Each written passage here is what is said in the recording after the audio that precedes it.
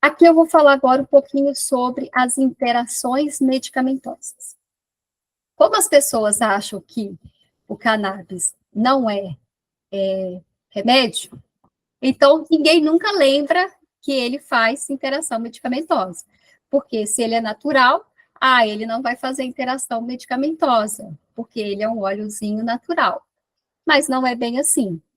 Ele faz sim, né, interações medicamentosas. Eu falo que as interações medicamentosas são bem importantes e vai ocorrer em diferentes locais. E vai ter um tipo de interação e um tipo de resposta de acordo com o medicamento que o paciente usa. Então, ele pode potencializar aquele efeito, ele pode fazer um efeito rebote, ele pode reduzir o efeito do medicamento. Então, de acordo com o local que é metabolizado, e é onde vai ocorrer a interação medicamentosa. E vocês vão ver que são os medicamentos que os pacientes mais usam. Além disso, as pessoas falam muito assim, eu uso óleo de bar, os naturais. Gente, esses naturais também fazem interação medicamentosa com a cannabis. Então, muito cuidado com esses, né, esses naturaizinhos aí que as pessoas, os florais, né, que as pessoas usam. Faz interação também com a cannabis.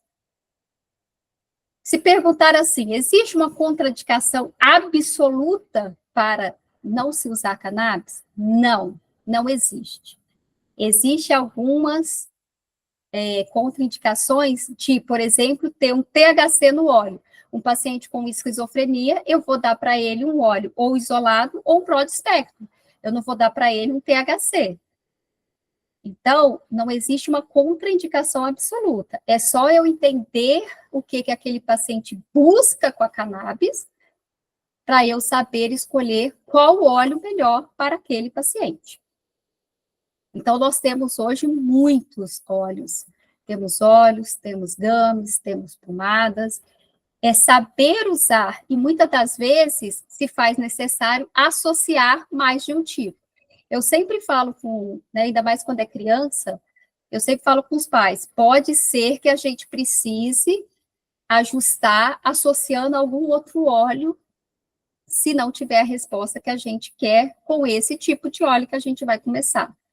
Mesma coisa eu falo com os pacientes adultos, por exemplo, o paciente com Alzheimer, eu começo com óleo full, mas às vezes eu entro com CBG isolado, porque eu não tive uma resposta tão intensa igual eu queria. E aí eu potencializo a resposta que eu quero e melhoro ainda mais o comportamento daquele paciente.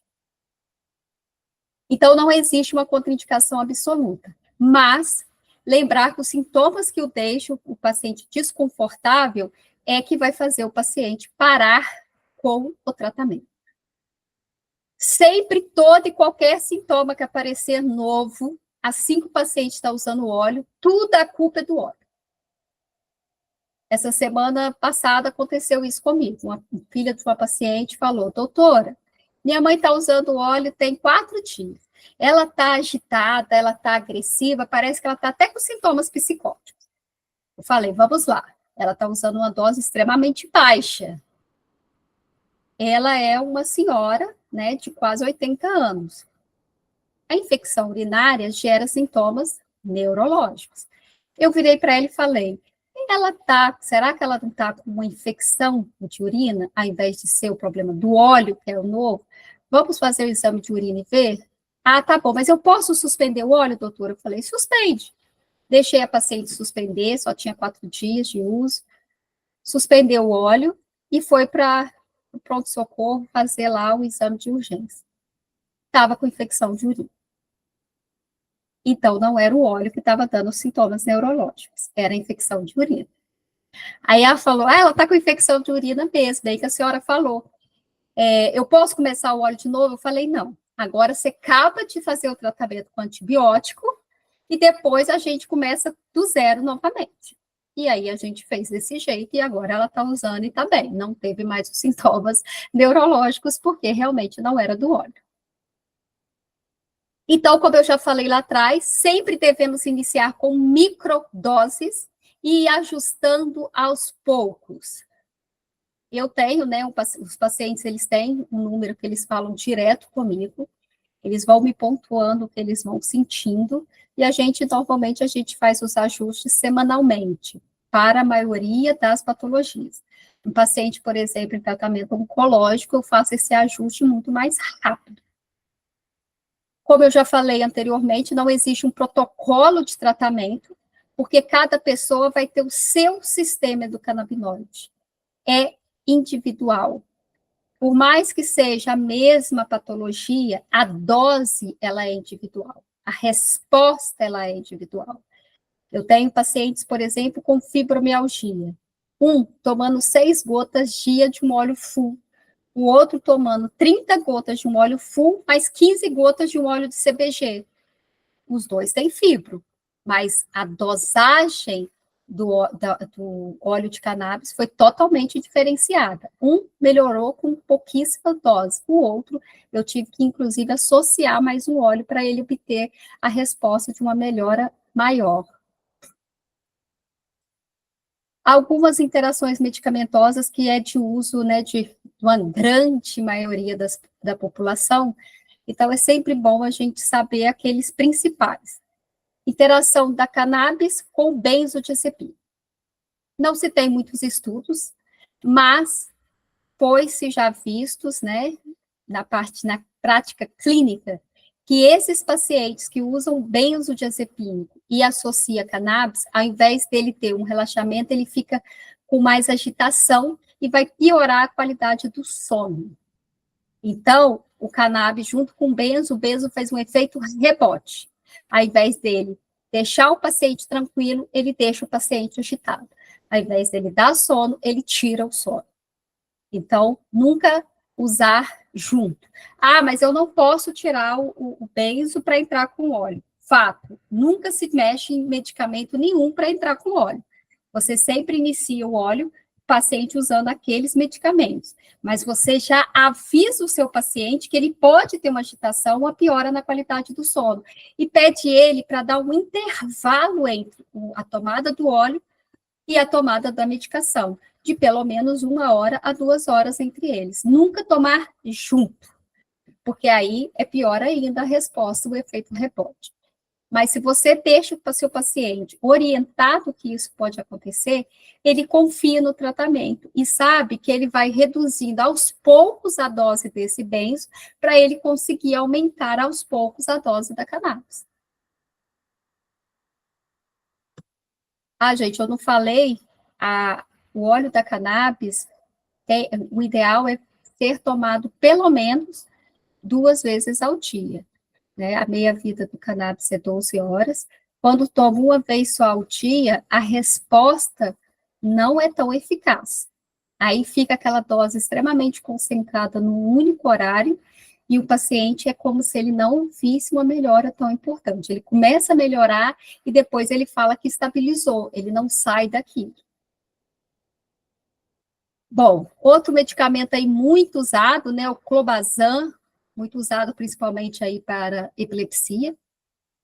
O cannabis, ele aumenta e muito a concentração do clobazam. Já teve casos aí que, né, foi dosado o índice, os níveis de clobazam, e chegava até 500% a mais do que a dose que ele deveria ter. Então, a associação do cannabis com o clobazam também vai bem lentamente, lembrando que ele vai potencializar e aumentar a concentração desse medicamento. Qual que é o alvo sempre? Ir reduzindo a dose do medicamento. Afinal, quando a gente entra com óleo de cannabis, o alvo é o quê? Reduzir ao máximo o número de medicamentos que esse paciente usa e, se possível, zerar.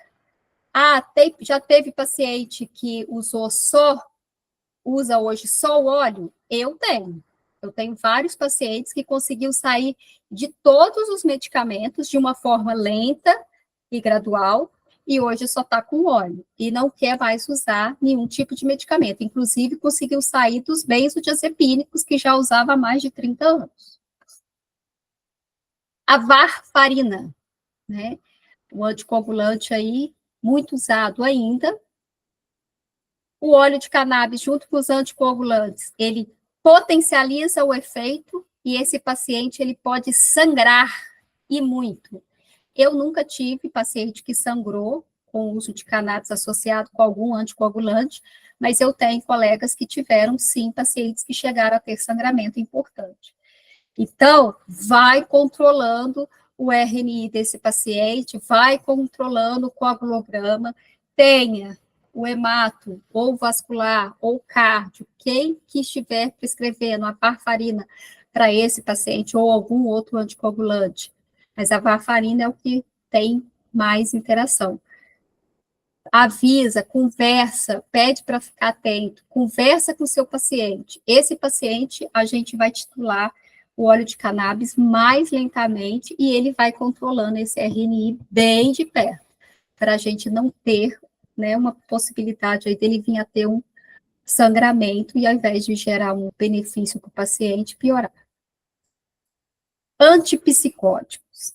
Bom, como eu trabalho diretamente, né, da psiquiatria, esse é o problema, né? Os antipsicóticos que, por exemplo, os autistas usam, o paciente com Alzheimer usa, e os antipsicóticos com cannabis, gente, dá muitas das vezes uma agitação que vocês não imaginam como. O paciente começa a usar o óleo e está lá usando risperidona. Aí a mãe te manda mensagem assim: doutora, ele está agitado. Ele não para quieto, ele só mexe, ele movimenta, ele está agressivo, ele não era assim. A culpa é do óleo? Não, a culpa é da interação do cannabis com a risperidona. Eu preciso diminuir a dose dessa risperidona para eu conseguir continuar titulando a dose do meu óleo. Se eu não reduzo a dose da risperidona ou da quetiapina, esse paciente ele vai ficando cada vez mais agitado. Então, eu preciso sim reduzir a dose do medicamento e não do cannabis. O alvo é sempre retirar a medicação e não o contrário. Então, é conversar com a mãe, ou, né, com, por exemplo, o filho de um paciente com Alzheimer, e falar, ó, pode gerar um quadro de agitação. Quando isso acontecer, me avisa que eu vou te orientar como vai reduzir a dose do medicamento. E aí a gente vai reduzindo a dose do medicamento, essa agitação vai passando, e aí você consegue continuar titulando a dose do seu óleo. Então, foi como eu falei, tem que mexer na dose dos antipsicóticos. Lembrando sempre que o mais importante é sempre orientar bem o seu paciente. O seu paciente tem que estar ciente de todos os possíveis sintomas que ele pode ter, para ele não falar assim, o problema é a cannabis está me fazendo mal. Então, você tem que falar com ele que o problema é a interação dos remédios e não o óleo de cannabis.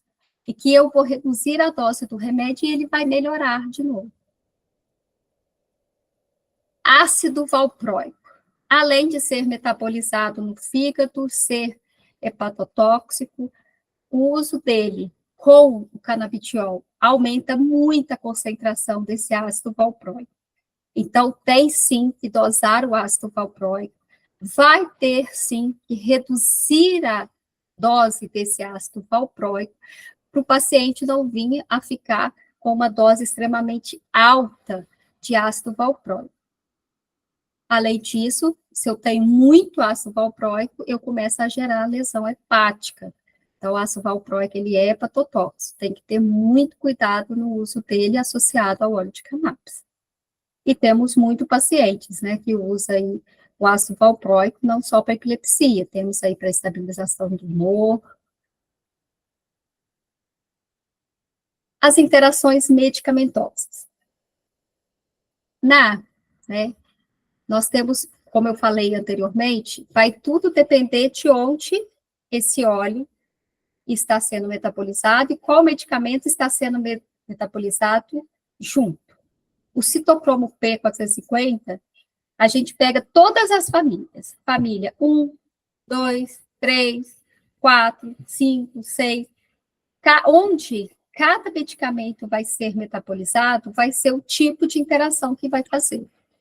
Então, é muito importante você saber qual medicamento que esse paciente usa, para você saber quais as possíveis interações medicamentosas que ele vai realizar ao associar o óleo de cannabis. Quando é o citocromo P, né, da família 3A, vai ter várias interações da cannabis. Por exemplo, com o topiramato, que hoje é muito usado para epilepsia, para dor de cabeça, principalmente enxaquecas, né, cefaleias geradas por enxaqueca, para controle, né, de abstinência de uso de substâncias ou de álcool, para redução do apetite. Então, usa-se muito o topiramato e ele faz, sim, uma interação medicamentosa importante com a cannabis. Além disso, temos também uma interação medicamentosa, por exemplo, com o ritonavir, o cetoconazol, um medicamento tão comum, né? A rufinamina, rifampicina e a fenitoína e a carba. A fenitoína e a carba, muito usados aí. A carba, ela também é usada aí para os médicos da dor, né? Os ortopedistas ou médico da dor, para auxiliar no tratamento da dor. E a fenitoína, muitos médicos prescrevem aí para ajudar não só a epilepsia, mas também como estabilizador de dor. E ele tem, inclusive, uma interação com a erva de São João, como eu falei, né? Ah, mas a erva de São João é um produto natural. Faz interação com a cannabis também. Muitos pacientes usam a erva de São João, principalmente os que têm depressão, né?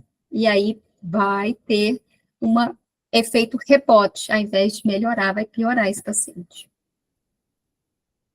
Então, é importante a gente saber, o óleo de CBD isolado, ele aumenta muitas interações medicamentosas, mas nem todo mundo pode usar um fio.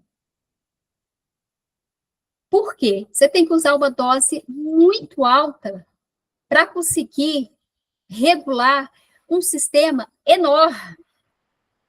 Então, se eu tenho só o CBDzinho ali separado, eu tenho que usar uma dose extremamente alta para eu regular todo um sistema complexo.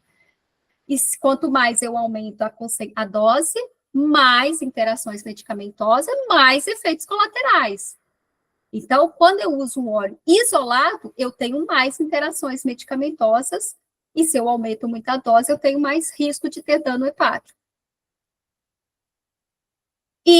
Mas nem todo mundo pode usar, por exemplo, um THC. Ah, mas aí o que eu uso? Pode usar um broad spectrum, por exemplo, que não tem só o THC, mas eu vou ter o CBG, o CBN, o THCV, que vai ajudar a regular esse sistema extremamente complexo. Por isso que é muito importante você conhecer o seu paciente e saber o que de fato ele precisa, o que ele precisa ser regulado, para você escolher o óleo e titular a dose de uma forma correta. O CBD isolado, realmente, ele não é a primeira alternativa, e ele vai ser uma alternativa sempre que um paciente for extremamente sensível ao THC, por exemplo. Do mesmo jeito que um óleo isolado de THC também não é a primeira opção, né? Outras interações medicamentosas, por exemplo, os antihipertensivos. Paciente usando um antihipertensivo, a cannabis, ela tem, né, uma redução dos valores pressóricos. E, além disso, eu não coloquei aqui, mas também tem, acho que não tem aqui, não. E também ela tem uma redução da nossa glicemia. Então, o paciente usando, por exemplo, ou insulina, ou metformina, por causa do diabetes, ou usando losartana, o captopril, o hidroclorotiazida para pressão, você tem que falar com o seu paciente que ele pode ter baixa da pressão, dos valores, pode fazer uma hipotensão e até mesmo uma hipoglicemia. E ele vai ter que, né, reduzir a dose desses medicamentos também. Então, se é um idoso, tem que ter muito cuidado. O idoso faz mudança, né? Valores pressóricos, alterações de valores pressóricos rápido. E aí, se ele faz uma hipotensão, ele vai para o chão. E tudo que a gente não quer é um idoso caindo, porque a chance de uma fratura principalmente de fêmur, é grande. Ele já deve ter uma osteoporose, ou pelo menos uma osteopenia, então a gente não quer que esse idoso caia. Então, eu aviso para quem cuida, por exemplo, ó, a pressão dele pode cair, nesse caso a gente vai ter que reduzir o remédio da pressão, a dose que ele usa. Se você achar que pode ser ele sério, pode também pegar pegar e fazer uma hipoglicemia, então nós vamos ter que reduzir a dose dos antiglicêmicos que ele usa. Eu tenho uma paciente que ela usava insulina, ela usava quase 100 unidades por dia, ela fazia até o controle direitinho, bonitinho, com o aparelho, e ela começou a fazer hipoglicemia importante, e aí começamos a diminuir a dose da insulina.